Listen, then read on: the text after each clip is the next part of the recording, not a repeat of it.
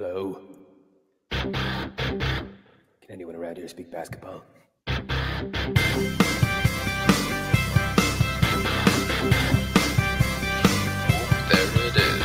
It's the Confederacy of Dunks Basketball Podcast.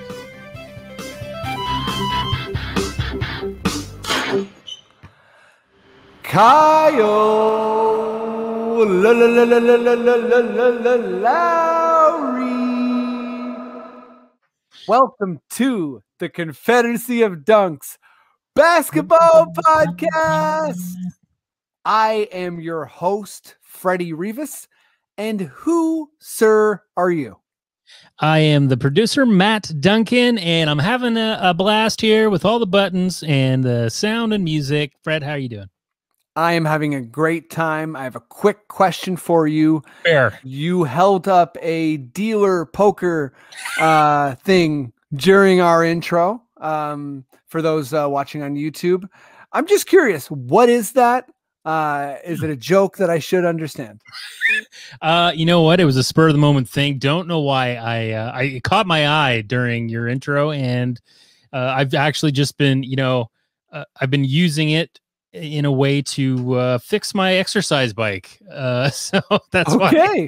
Okay. So this isn't a casino-y dealer thing. Yeah. There's no. Okay. I'm not like now working at the exhibition casino that they have in the summer. Have you ever been there? I haven't, but when the CNE is back, I'm going with you. Oh, please.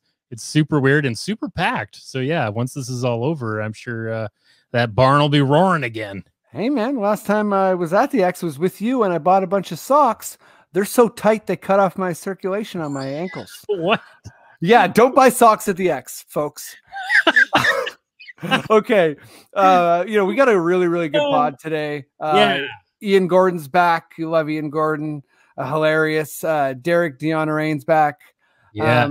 He's working on a bunch of CBC shows. We talk about Trent Jr. We talk about Pascal, the new bigs, which teams need a rebrand, perhaps. Yes. And of course, stock NBA question. We talk about the NBA's worst contract. It's always a fun one. Yeah. But Matt, before we get going on the pod, and for people tuning in or for people who listen regularly, thank you very much.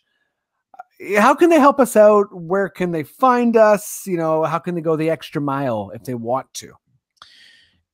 Check out our website, dunkspodcast.com. You can always go there. That could be the start of your hero journey to help us out. Or go to the sonarnetwork.com. That is our podcast network.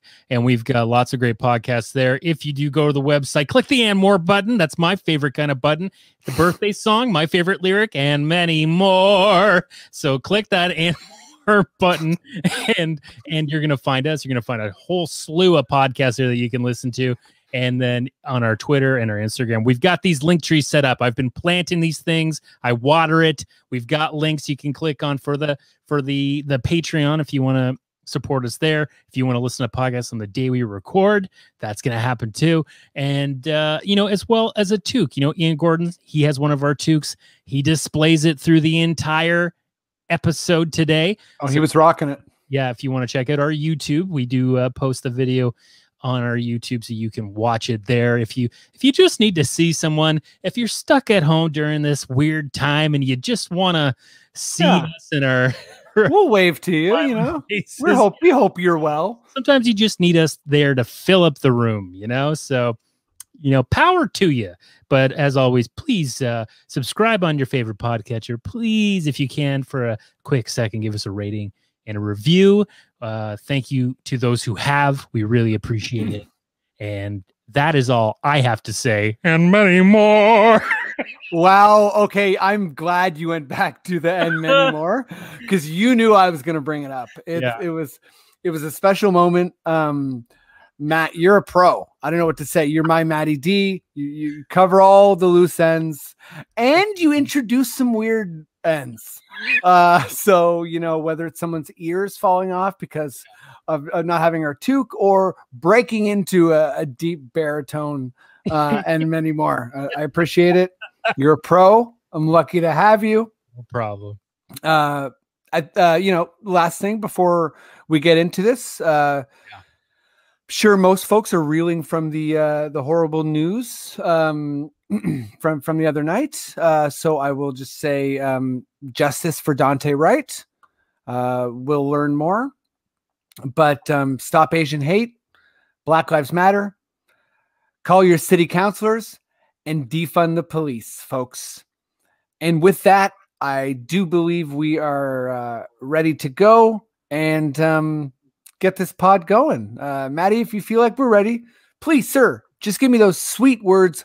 Okay. Okay.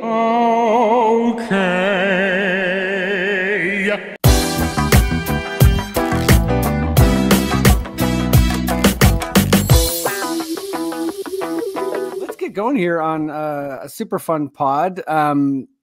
I'm very excited to have these guests together. They once did a podcast together in person in the real world together a while ago. So it feels like a while ago, and I don't know. Let's bring them again. Let's bring them together virtually right now. Number one, he's done the pod a bunch of times. I'm very excited to talk about all the new big men with him because he's probably the best big man basketball player I know, or at least, he embodies it the most. He's a headphone master. He's amazing. Give it up as loud as you can, even if you're at home alone, for Ian Gordon. Thank you. How's it going, everybody? That's good. I do like that intro. It's taken a long time, but it's growing on me now. Yeah. I know we always talk about how it's like that would be used in torture, and so maybe it's the Stockholm syndrome. Like you're in Stockholm now. I think the fact that I've been under quarantine for so long, we've all been under quarantine for so long. I think that is lending to the fact that techno bagpipes is kind of just like rolling off. Like I'm just like, that's it. That's the best you got. Come kill me. I'm ready. You're like, you know what? That's better than the sound of time slowly passing. Right, it is. On that like fun existential note, let's bring on guest number 2. He's amazing. I met him through Dwayne Watson, aka Sweets. He works for CBC. He's a writer. He's hilarious. He's a sneakerhead. Give it up as loud as you can, even if you're at home alone, for Derick Deonarain. Hey, what's up, guys? What it do, baby? What it do? How are you? I'm good, man. I'm good. Thanks for having me. I appreciate it. Man, I'm very, very excited to have you. Yeah, man, it's been a minute. I'm excited to have you both back. Like, I don't know. Do you guys remember each other, or is that I remember. Yeah, yeah. How could I forget? When people thought my name was Kevin. Oh, that's. Yeah, okay. You know what? Yeah, this was a classic Freddie butchered intro, but as you can see, like I slowly get better over time. So, you know what? I wish I could say you're the only one, but there's many more victims out there from me just getting a brain block, stutter happy. But hey, here we are. Raptors are stuttering. How's that for a transition, right? Let's move right to Raptors talk. Maddie, good sir. Please give me your most delicious Raptors sting.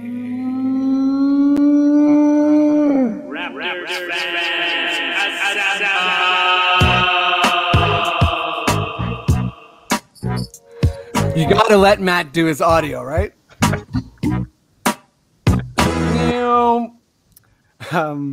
Let's go to you first, Derick, and I mean, yeah, I can read through his kind of like basic stats, but before I do that, I'll see where we're all coming from. But where are you at with Spicy P? Like, what's the temperature take? Is it, has he been downgraded to a sriracha? You know what I mean? Like, is it like for me, jalapeno is like, yeah, okay, fine, and habanero is really when it gets started.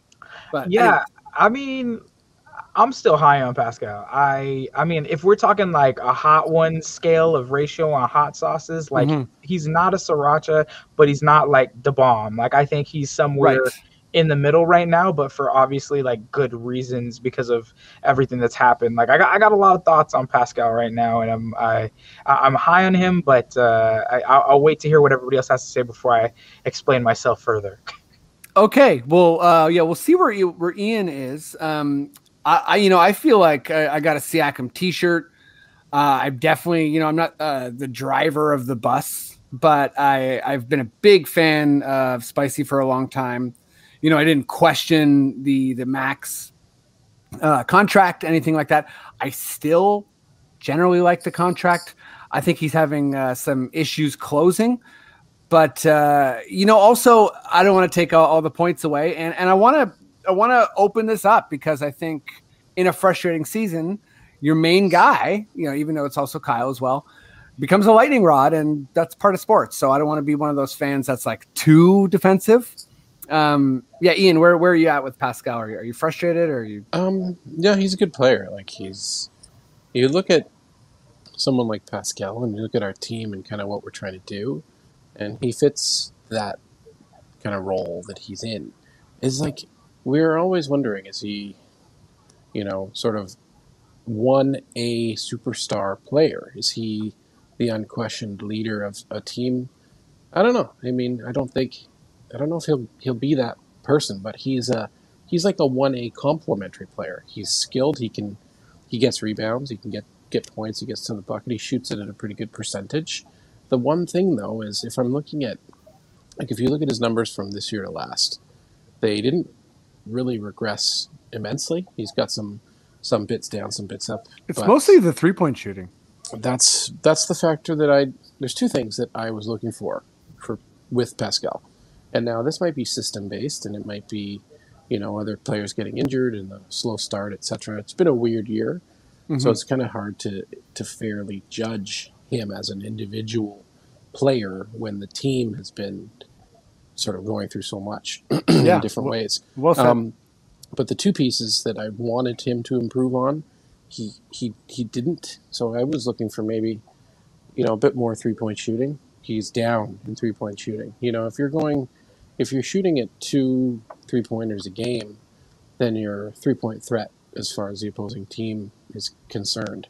And if you get that up to 2.5 3-pointers a game, 3 3-pointers a game, then you're one of the sort of guys that people look for 3-point threats, especially big men. You'd be probably top 10 big men in the league, top 5 big men in the league, 3-point shooting wise, if you hit that many.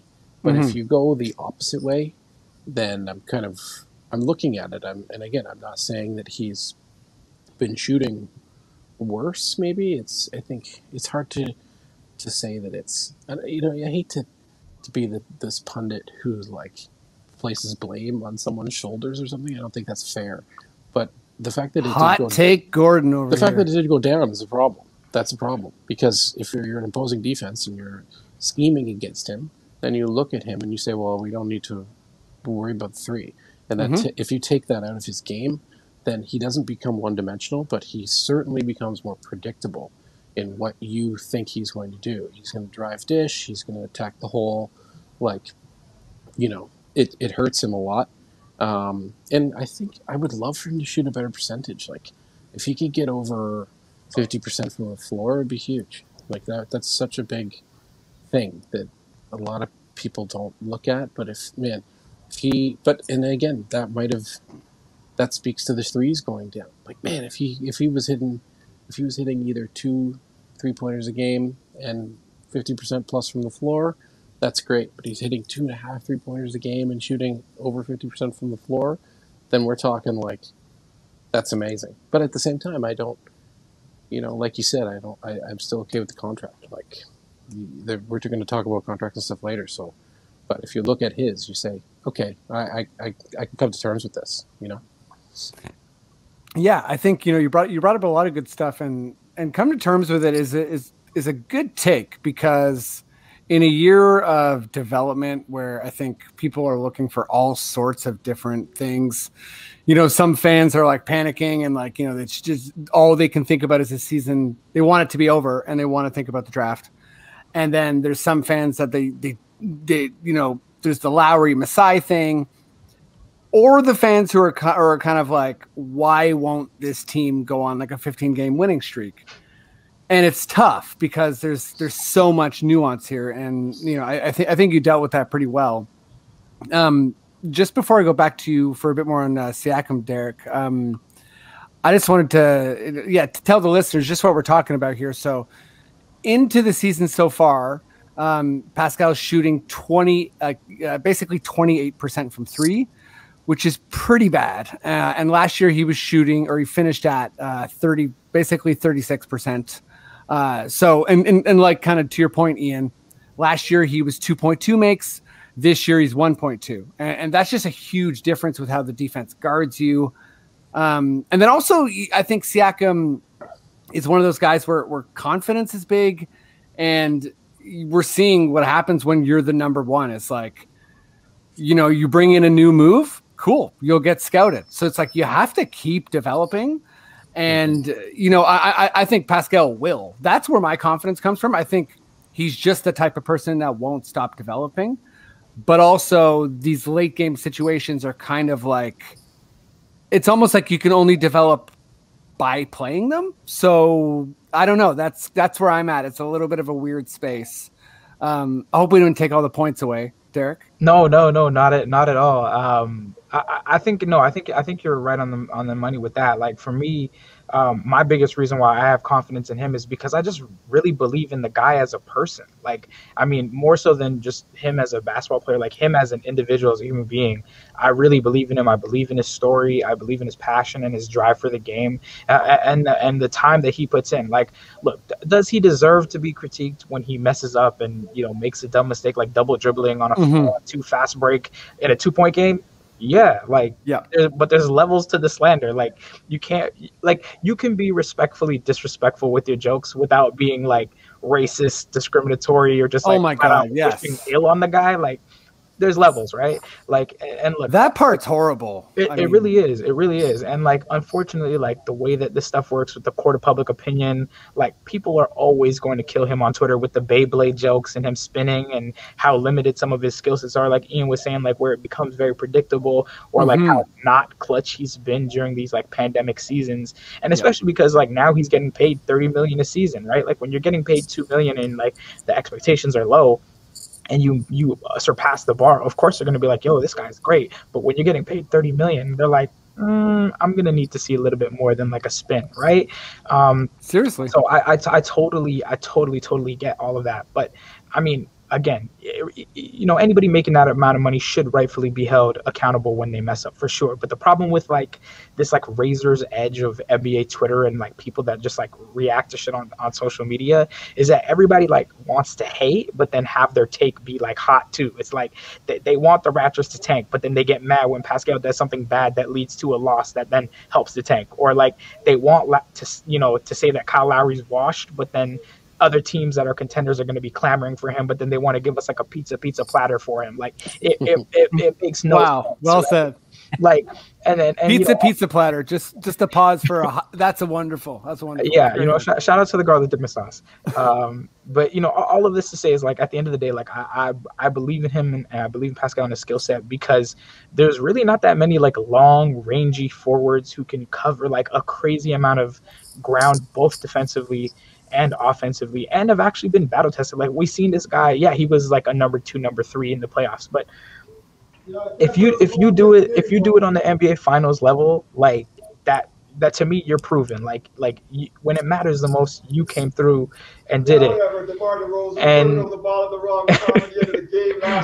that's one of my colleagues in the background talking. If you can hear that, by the way. It sounds like he still loves DeRozan. Yeah, he still loves DeMar, but DeMar went through this too, right? DeMar bricked a whole bunch of shots. He did, dribbling off his foot in the clutch against Milwaukee. Like Kyle was shitting the bed. Like we've seen all of this before, and short of like Pascal developing like the yips or becoming like so unhealthy that his abilities just like fall off a cliff, like I think the talk of his demise is like greatly exaggerated. Like you mean to tell me a guy who's picked up pieces of like DeMar DeRozan's work ethic, Kyle Lowry's leadership, Kawhi's like even keel attitude, and Masai's like tact is gonna fail nah, I don't buy that. Like, especially after everything that this guy's been through. Like, you have an all-star season, it gets cut short because of the pandemic. Nobody knows what's really going on or what's going to happen. Don't touch a ball for months. Come back, get dropped into Florida in a bubble where it's essentially like an NBA prison that like is good and bad to some degree. You got the backdrop of everything happening in America with George Floyd and Breonna Taylor and all the protests and racial inequity and inequality and police brutality. You've got the mental health issues on top of that, and he just is completely out of sync. Eventually, he comes out of it. Shortest offseason in NBA history. Then the coaches get hit with COVID. Then the players get hit with COVID. He comes on and says he's lost like 10 to 15 pounds. Fred's out here saying, I'm still trying to recover on the fly and like get my cardio and lungs back. And then you fall into another hole and now everybody's trying to bury them. Like, this season is an anomaly. It's an aberration. Like, I don't think this is what we're going to see next season. I don't think this is something that we're going to consistently see now, but I guarantee you it's going to build character and especially mental toughness. Like when the clutch happens again for Pascal in a year or two, he is going to hit those shots. Oh man, that's like, okay, I just need that like on loop, and that will be like my positive recording, like when I leave the house in the morning.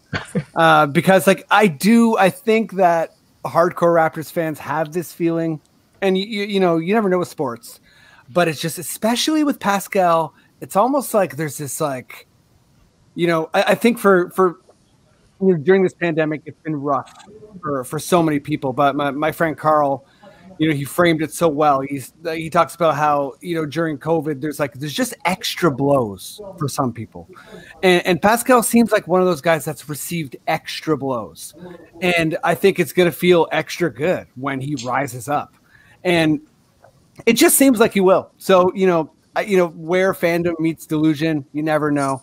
But I'm for sure on the side of Pascal, and just I'm gonna enjoy it so much. But you know, the only thing you didn't bring up, Derick, and this is the perfect transition for me, but I think a huge part of Pascal's struggle, and I know everyone's already slagged on this guy, but is having to play with Baines, and I think not having that big, you know, who can just push people around, take an extra foul, throw an elbow, you know, if not dunk, maybe get a close putback type thing.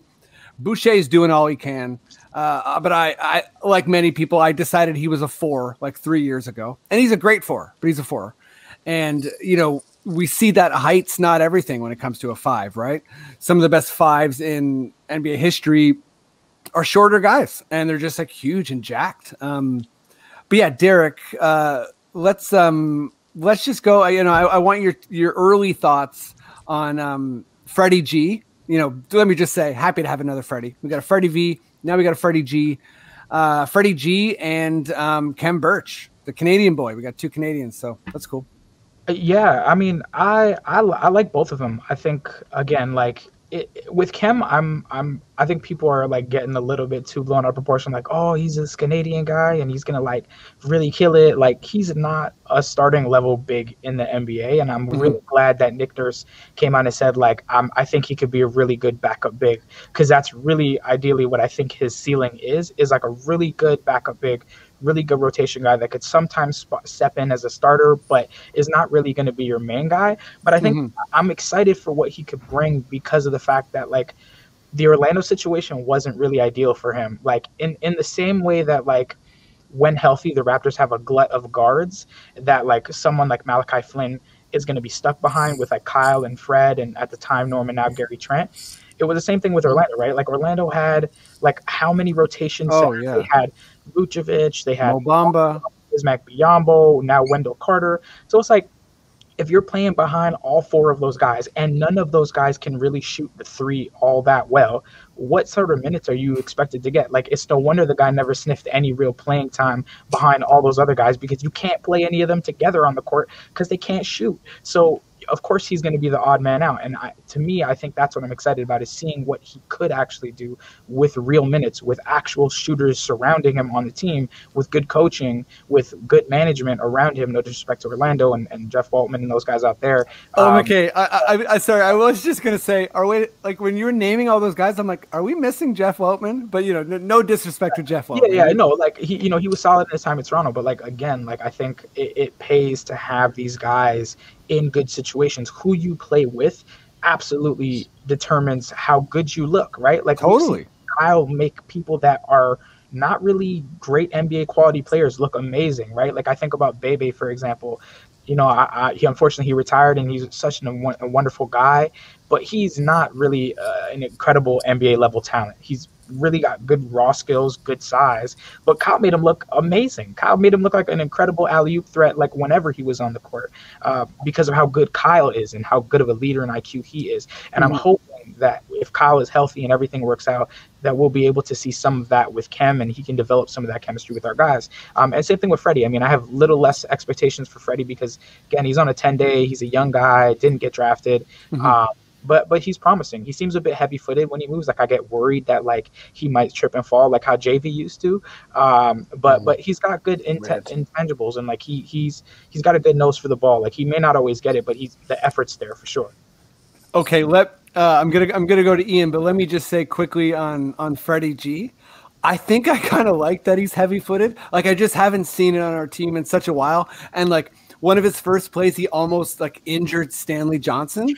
And there's a part of me, I'm like, I think we need this. Like, we need a guy that's like, everyone's like, man, I don't want to practice around Freddie G. Like, he's broken my fingers twice. Like, I don't know. He seems, he's on a 10-day, right? But he seems very strong and very big. Ian, what's up? Talk to me about these bigs. Here's how you know that it's been a pandemic year, when this is one of the categories. Very fair. And hey, I'm excited. I'm actually excited for Khem. And first of all, his name is Khem Istri. Imagine his last name was Istri, Khem Istri. I'm gonna leave the chat. Thank you. Leave the chat, please. You're done. Right?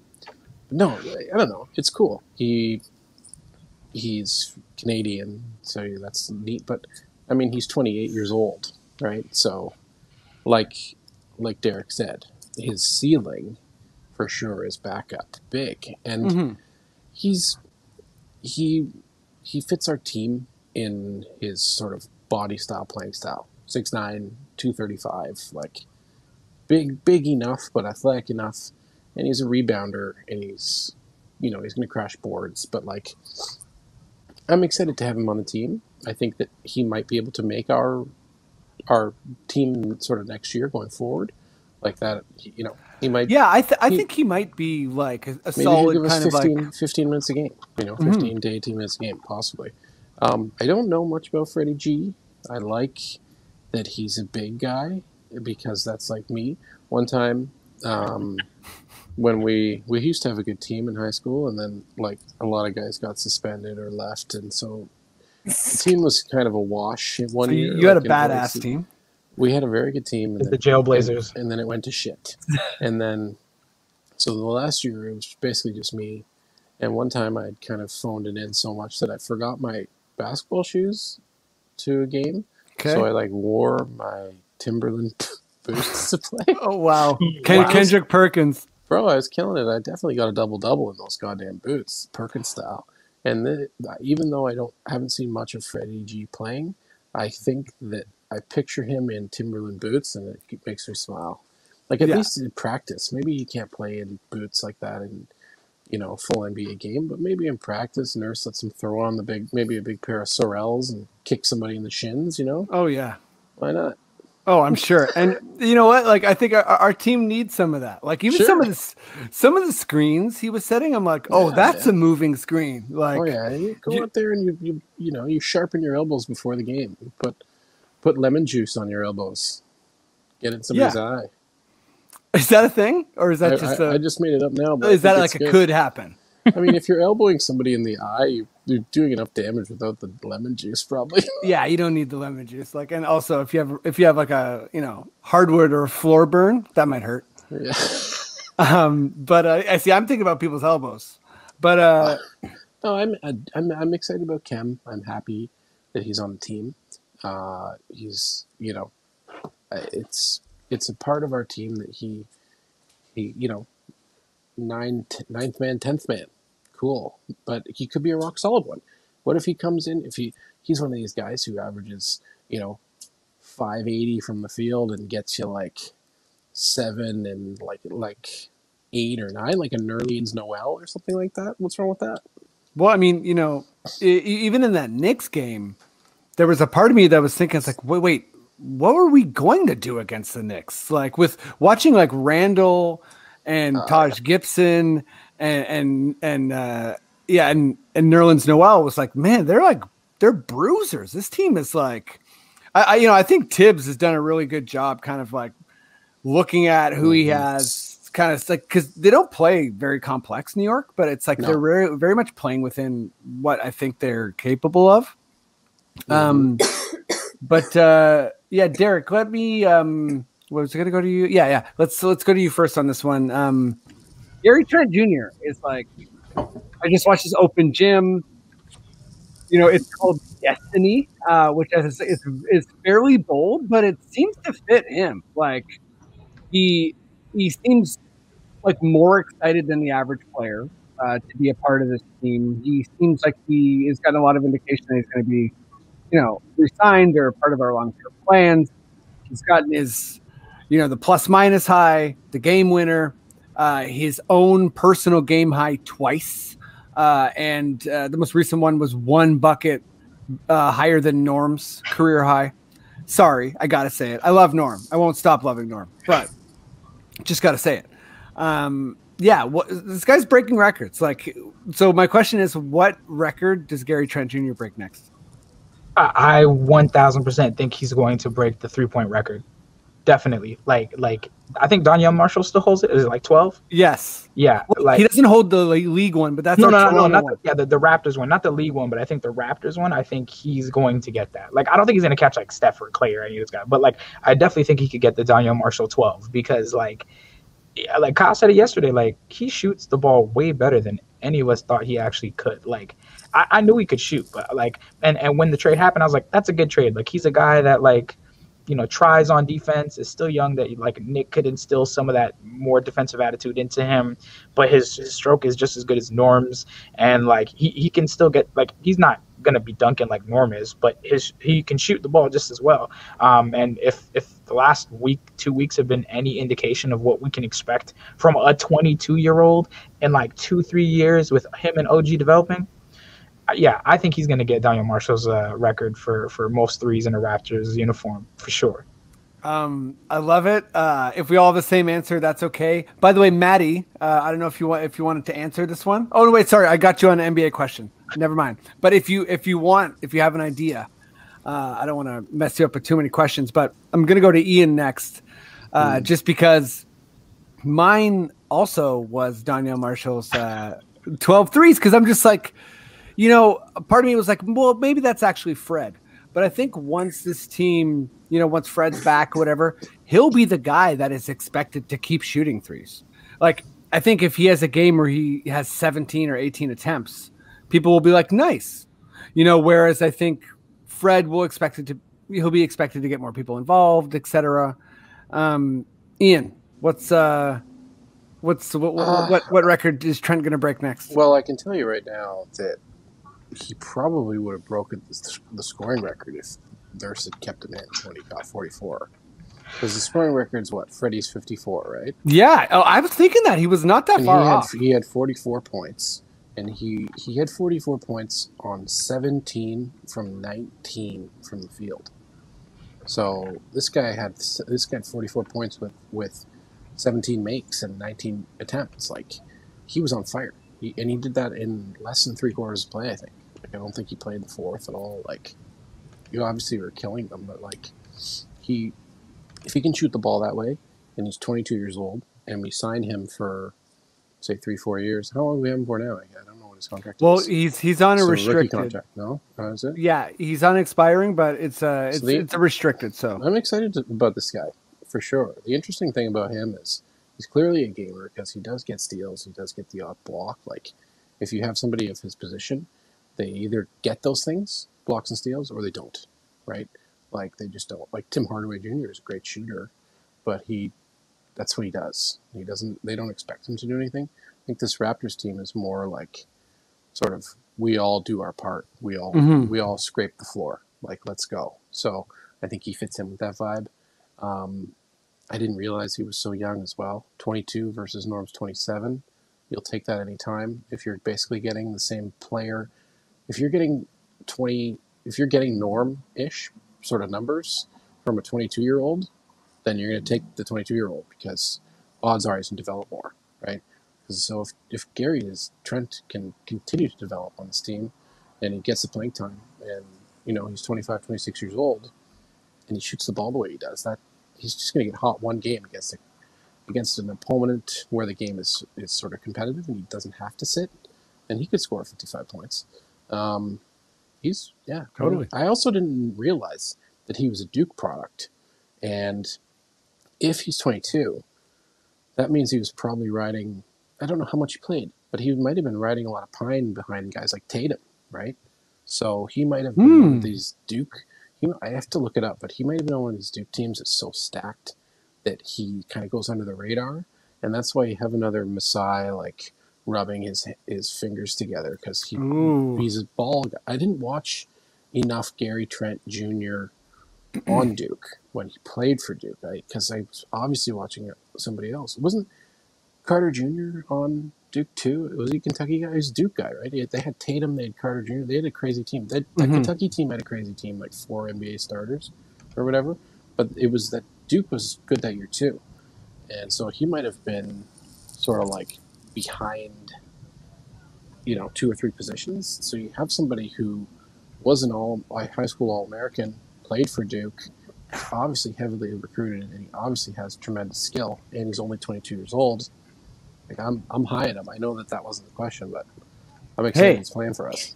The question is, are you high on Gary Trent Jr.? I did. And the answer is yes. Yes, we all should be. I did know. I did answer the question though. No, you did. 55. No, he's gonna score 57.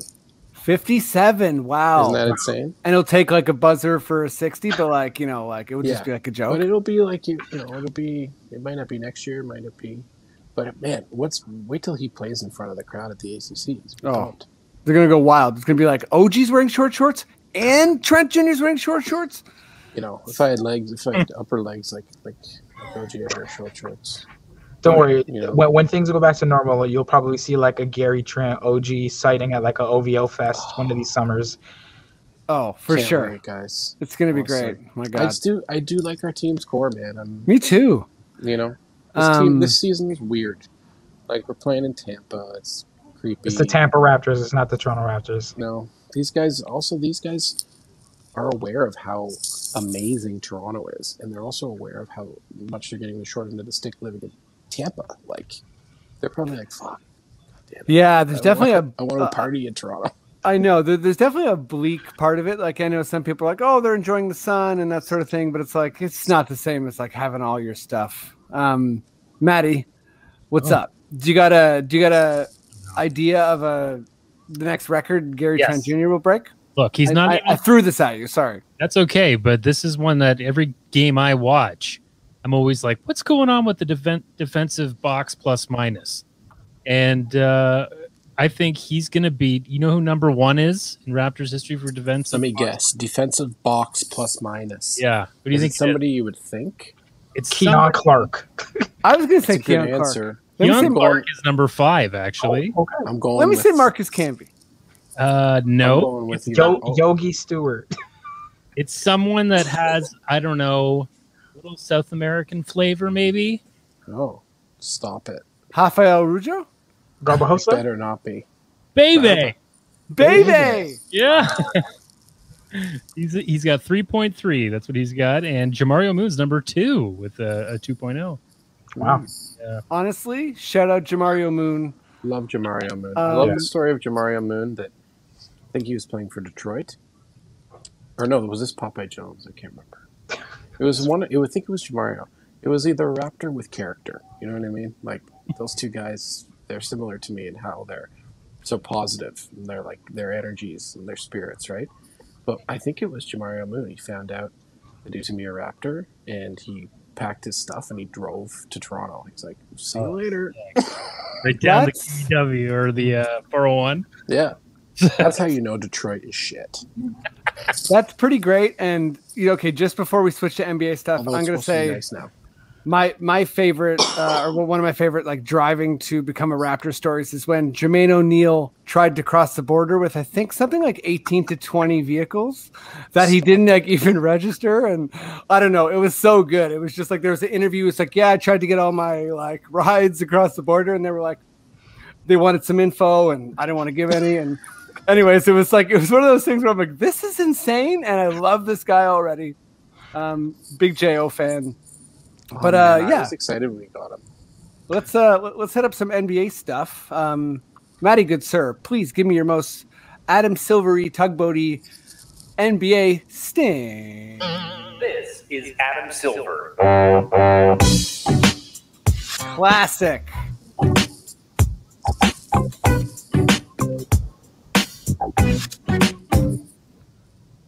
All right. This is like it's one of those kind of stocky questions that you could ask all the time because it's a changing metric.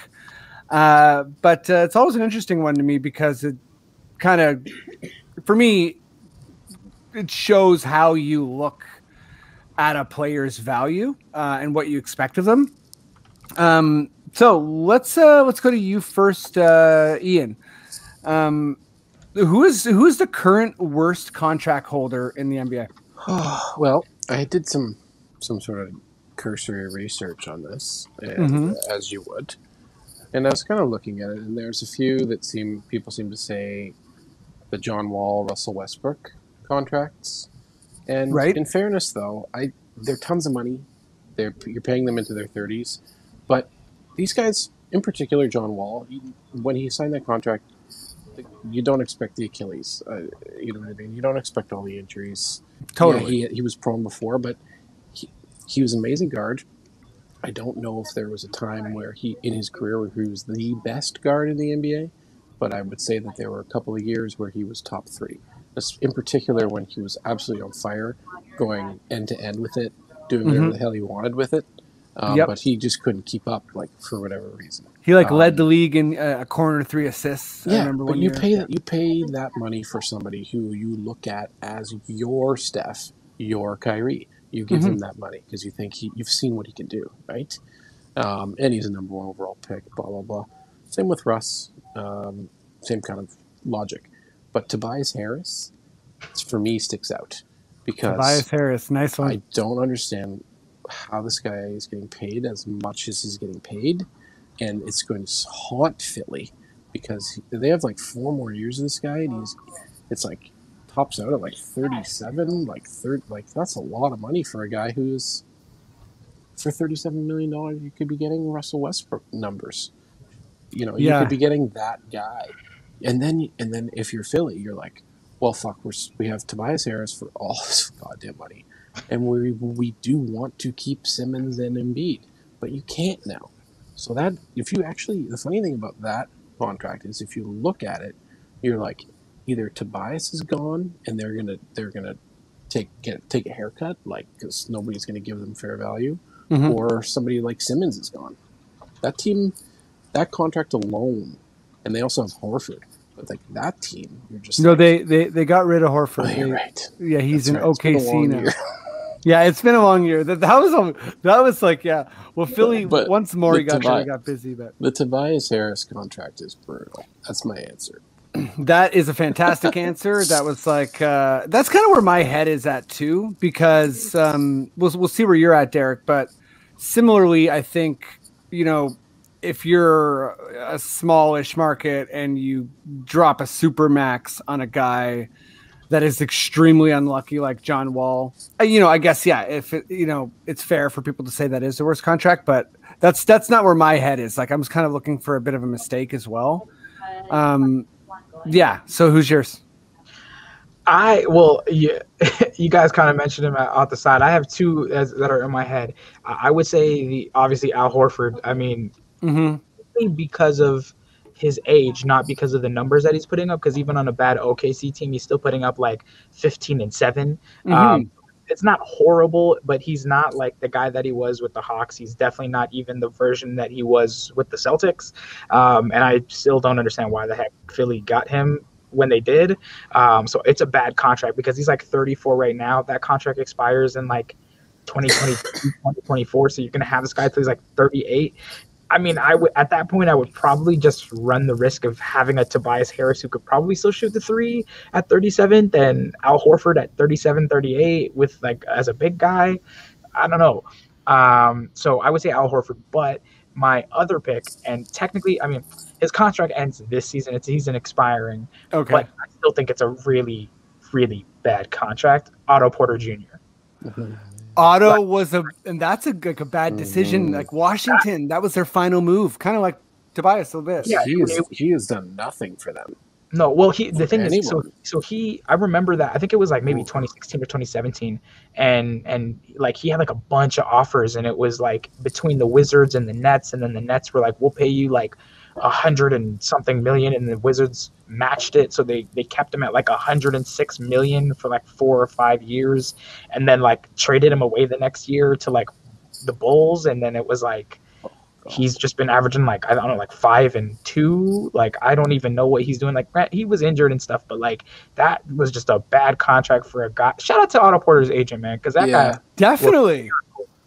Well, and that's also like that's kind of I was talking about the small market thing with John Wall, but it's even a better example for a guy like Otto because, if you look at the Raptors trying to wrap up these kind of like really productive guys, Masai getting Fred for 22 and OG for 18, it's like how much that's going to pay off is just wild. Like that's. Yeah, and I know it's kind of an offense-based thing, but we'll see. But I feel like the Raptors will forever be lucky that New York and Phoenix and Detroit and these teams passed on Fred. Yeah.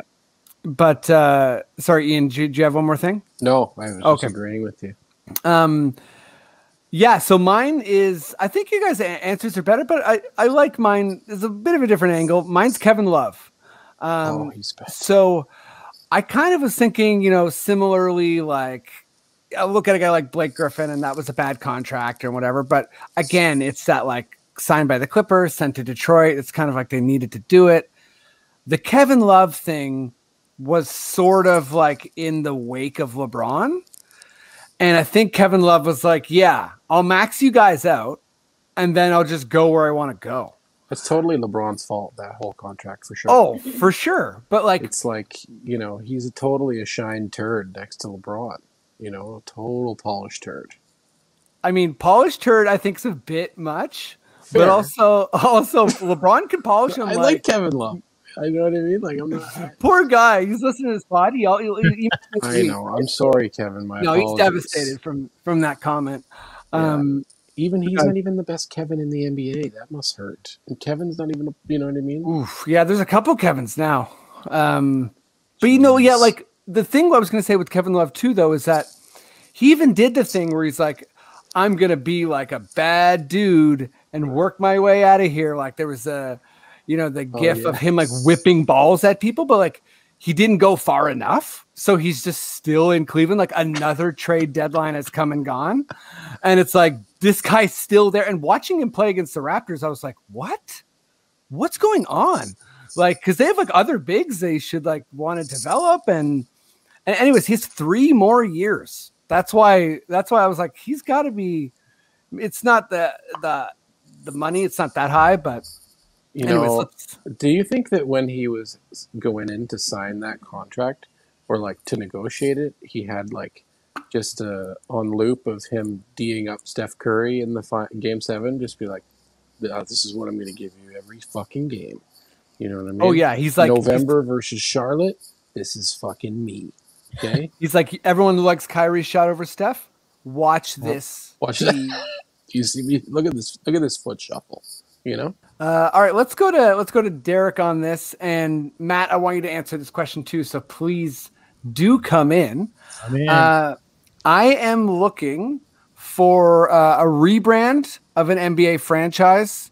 You can take that whatever way you want, but hopefully a team that needs a rebrand. So tell me the current team, and then tell me the new version. I'll go to you first, Derick. Oh, like the new version of what I think it should look like? Yes. Okay. So my pick is the Dallas Mavericks. Okay. I don't know what the hell that graffiti jersey is, but it's trash. It looks horrible. Like it looks like somebody Googled what they thought graffiti should look like and then just slapped it on a jersey and was like, let's put like some weird shade of blue on it and make it work. I think they got like 6 different logos. I can't tell which one is which. Yeah.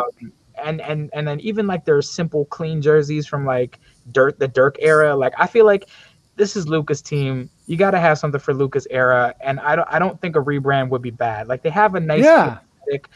They don't have to deviate too much from it. They got like some nice history with some classic throwbacks too, during the Nash era and stuff like that. I think they could do a rebrand kind of along the lines of like, even what like Phoenix has done, adding some of the more colors and gradients, but like nice designs, not like the Miami Heat one where they just look like some weird Neapolitan Miami Vice ice cream jersey. Like, I don't think that's good. But yeah, I think Dallas Mavericks, you've got a star player in the emerging, in the making with Luka. You've got good aesthetics, no state tax in Texas. You can afford it.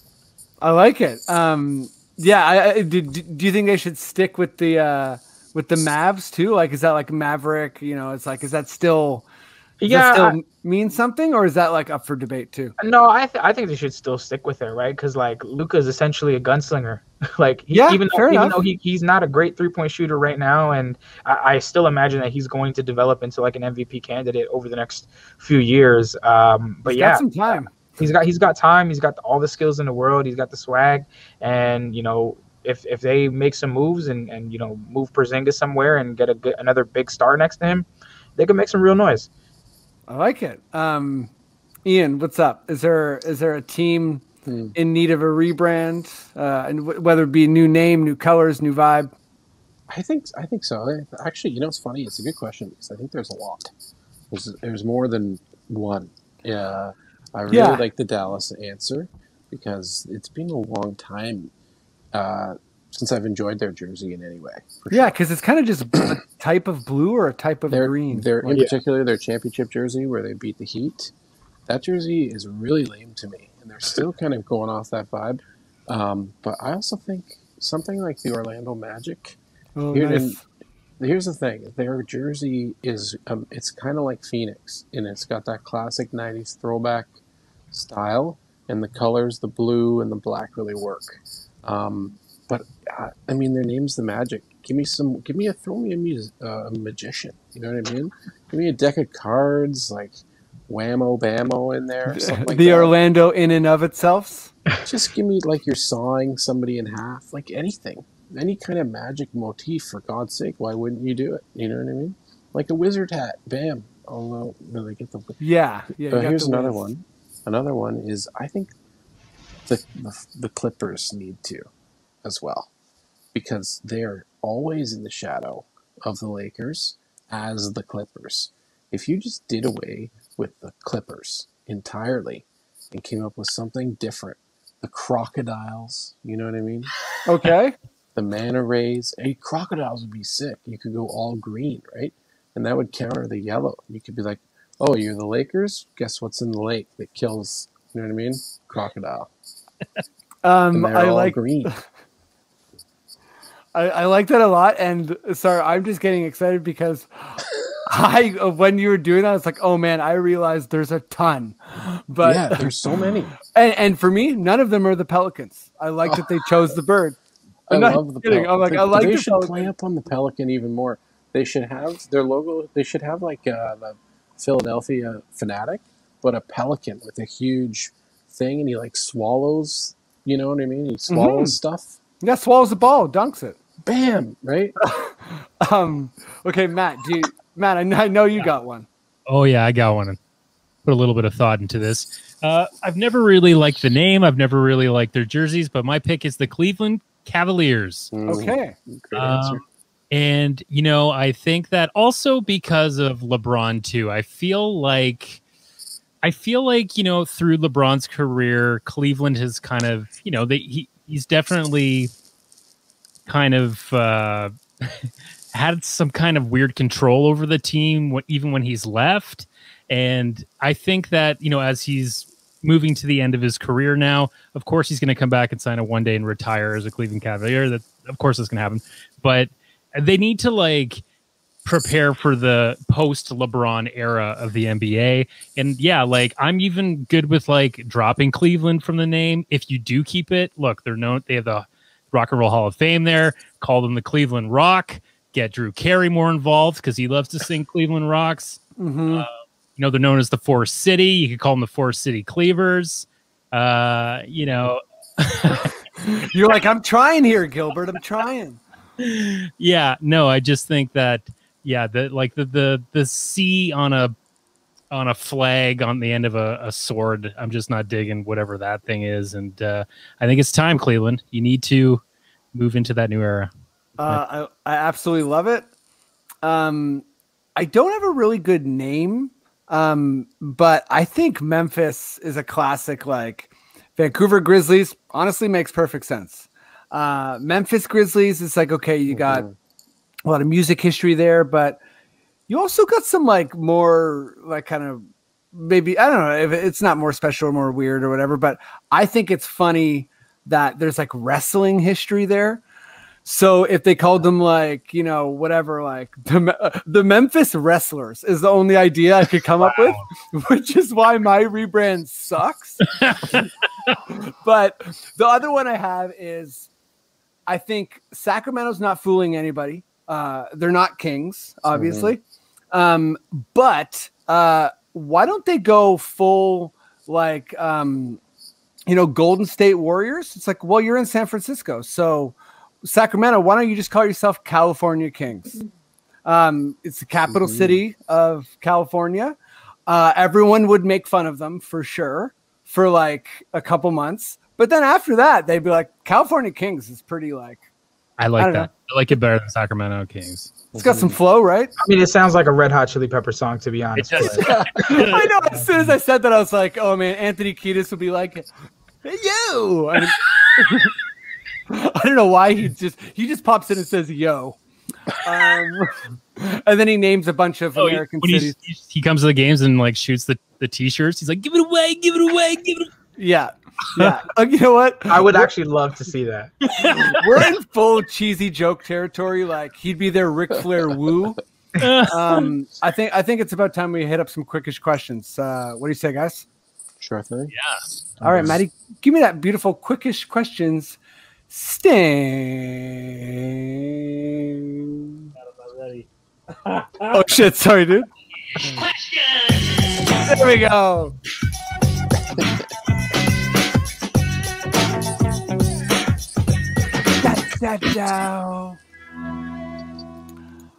You know what? That's on me. Don't ask Matt to prepare a rebrand question, and then as soon as he's done, spring a cue on him. You know, I was on the wrong soundboard. That's on me. But don't worry. You know, a little delay. Fans hold their breath like they're driving by a cemetery, and then we hit it. Yeah, you better believe it. Shout out Earl's Court Cemetery. Massive.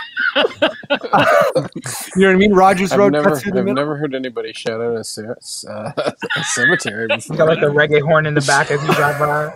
That's a good thing to shout out. Sorry for anyone I've offended. You know, I actually. Yeah, R.I.P. Yeah, R.I.P. No, I'm sure it's a nice cemetery. Oh yeah, top of the pops. Oh boy. Okay, let's do some quickish questions.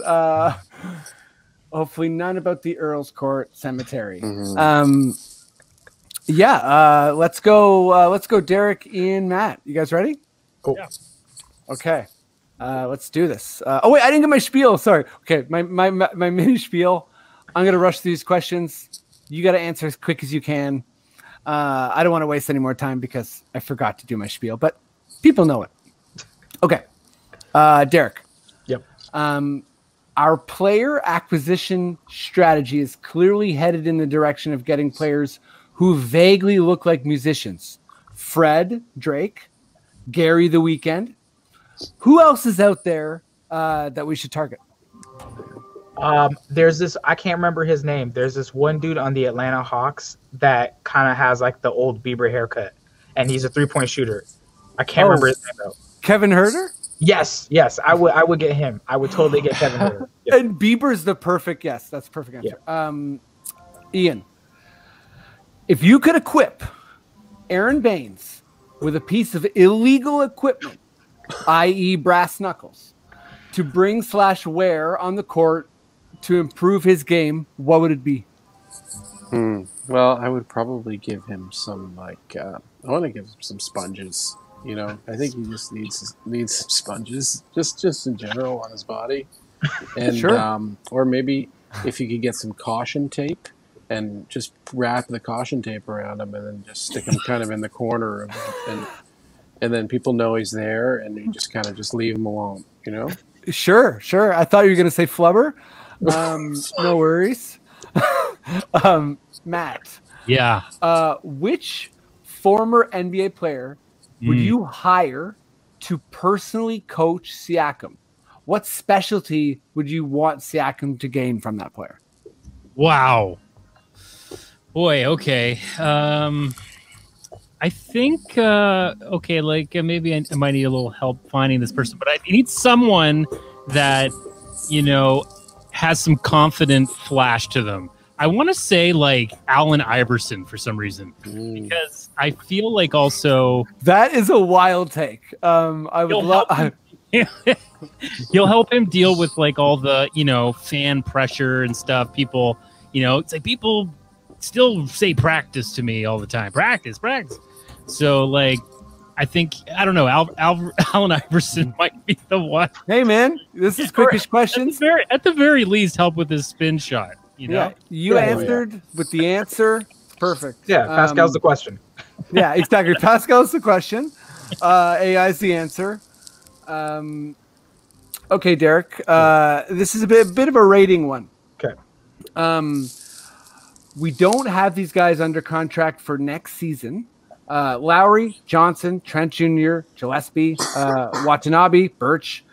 Rate each of these from "Don't call us, we'll call you" to "We'll send a chopper to watch your every move." So maybe just pick one guy that is being followed by a chopper, and then pick another guy who the team's going to be like, "See ya." Keep a chopper to follow Kyle, because even if it doesn't work out, you could just always sign and trade him and still get something for him. Yep. Been saying that. Yeah, and unfortunately, it's don't call us, we'll call you, Freddie G. Okay, yeah. Freddie G's like, you guys going somewhere for lunch? And they're like, I mean, that might happen in a week and a half from now. So yeah, I don't know. They got to keep multiple Freddies. Okay, Ian. Yep. Who is the tallest Raptor? Currently? Yes. Oh man, is it Baines? I think it is. Is he 7 feet? That feels right. I think he's 6'10". Yeah, he's 6'10". I'm gonna ask this question. I'll do one little all play for the last one. But what trait in Raptors fandom is the most frustrating for you?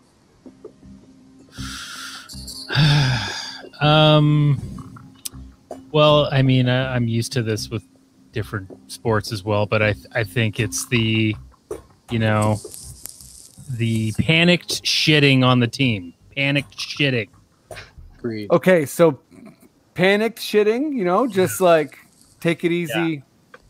Yeah, you don't gotta freak out on the team. I fully agree. So this last question is actually one I did in the segment from George Brooks, who does the show as well. But I think let's take another little fun pass at it, and let's make it a Toronto record of any kind. So the question was, what record will GTJ break next? But it's obviously on everyone's mind. So what's a Toronto record made up or whatever that Gary's going to break next? Derick, you first. I'm counting on Gary this season to be the leader in the most fake comeback wins for the Raptors. Okay, yeah. Mike James is watching with bated breath. Yeah. That's a good one. Ian, what's a record that GTJ is going to break? I think he'll probably does it have to be sports related? No. Okay, I think he's going to eat the most Euro on a bun from Square Boy. Okay. Yeah, so somebody's going to introduce him to Square Boy, and he's going to go every day. He's not going to get the Osmos deal? Yes. You got to go to the boy if you can. I love Osmos, though. That's the police coming for Osmos right now. Mm-hmm. Yeah, the police, they got to keep their eye on Osmos because we know Osmos looking for another Raptor. Matt, what's up? What's his record he's going to break? Gary Trent Jr. is going to be the first NBA player, and I'm going to say the first human ever to do the skywalk without a cord. Wow. Okay. Unreal. And he's doing a lean too. He's going to. You know what? Even the thought of that scares me. I'm actually I'm one of those people that when you describe heights, or if you show those videos of teenagers climbing things in Russia, I just start to sweat. I know, I hate that don't stuff. do it. Anything for the gram. Anything for the gram. Buddies, we've arrived at the end of the pod. Thank you both so much. This was awesome. Thank you. Thank you for having me, man. No problem. It was awesome. It was awesome. Yeah, so fun. God damn it. Derick, I'll go to you first. What do you want people to know? What do you want them to check out? Yeah, I would say right now, I guess the biggest thing would be to stay informed, stay safe, stay healthy. We're living in a crazy time, and it's especially crazy right now. And I would say the best thing you can do is inform yourself with the best information that you can with trusted sources and people that you love and trust to get you the right information and are looking out for you, and to stay safe and stay healthy. And I hope everyone has the best of luck moving forward, because we're all going to need it for sure. Well said. My brother Miguel said to me before, it feels like we're living through a new era of propaganda. And it's a tough place so make sure your sources are good, and make sure the people around you are also checking out good stuff. It's very important. Ian, what's up? Where can people check you out? What do you want them to know? I agree. I think, man, Instagram for sure is where I'm going to do anything. But I agree with Derick's message, and I also want to say, call somebody that you love. That's an important thing to do. And even if you've called them recently, doesn't matter. Or if you haven't talked to them in a long time, doesn't matter. Call them up, because it's important to hear from people like that and have some laughs, and that stuff goes a long way. So, and we look for I think we're on the end of this, and I'm hoping for everybody to stay safe, and we'll get through it, and it'll be awesome when we do. Damn right. Call someone. People have called me out of the blue during this time, and it's been it's just meant so much. So that's great. Even put down your phone when you're ordering food, and or pick it up again and call one of these places. Talk to them. Wait, call the food place? Call your Uber driver. Call. No, don't use Uber is what I'm saying. I like call your the restaurant. How are you guys doing? I'm gonna get the for pickup. I'm gonna give you guys some more money. That's what I'd like to advocate as well. Try not to fall back on the Uber and the DoorDash and whatnot. Damn local. right. Yeah, stay local. Like that. Be generous. Matt, you were trying to be genuine, and I was ripping on you. How dare I? Okay. Okay, my message. No. Allow people to be genuine. It's okay. Guys, this was so much fun. And let me just shout out everyone who's been following this podcast and supporting. We've been growing a lot recently, and it's super appreciated. Thank you so much. And yeah, Matt, if you feel like we're good to go, please, sir, just give me those sweet words. Okay. Okay. This podcast has been brought to you by the Sonar Network.